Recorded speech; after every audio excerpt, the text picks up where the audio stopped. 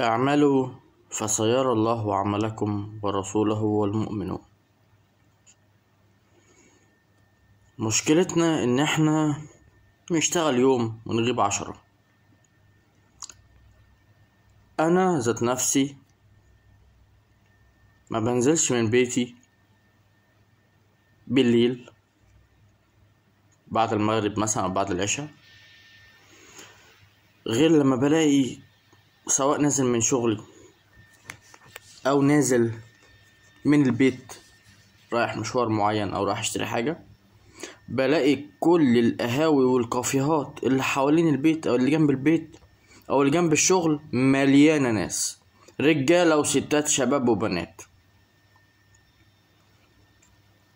طب يعني طالما القهاوي مليانة والكافيهات مليانة يبقى الناس معاها فلوس،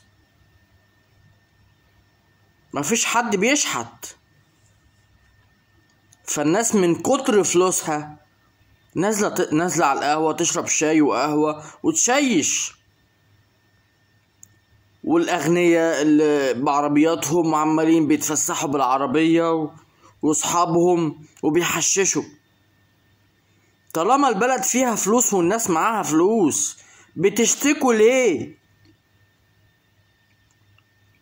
انا عايز اعرف، انتوا شغالين تمام وبتكسبوا من الهوا تمام وبتاخدوا مرتبات عالية قوي تمام، خلاص بتشتكوا من الاسعار ليه؟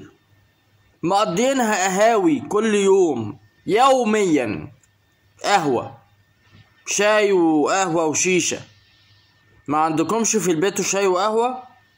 طيب بتحبوا تشربوها مع صحابكم كل يوم يوميا؟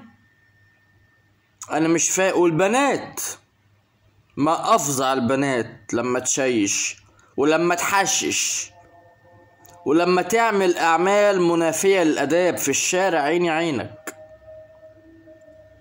ده انا بشوف في الشارع اشكال ما يعلم بيها الا ربنا. فيعني الناس، انا كأحمد شايف ان الناس نسيت ربنا، فبالتالي انساهم انفسهم.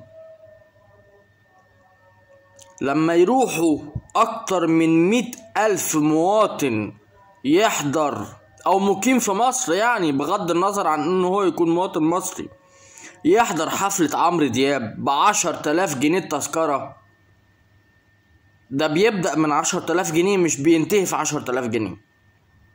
يا نهاري على الشعب ده، يا نهاري على الناس دي. قالك شهادات 25%، 155 مليار. بتوع الفلوس ما بيطلعوش غير يا اما في الفرحة في الحفلات يا اما البنوك، غير كده مستخبيين على القهاوي بالليل.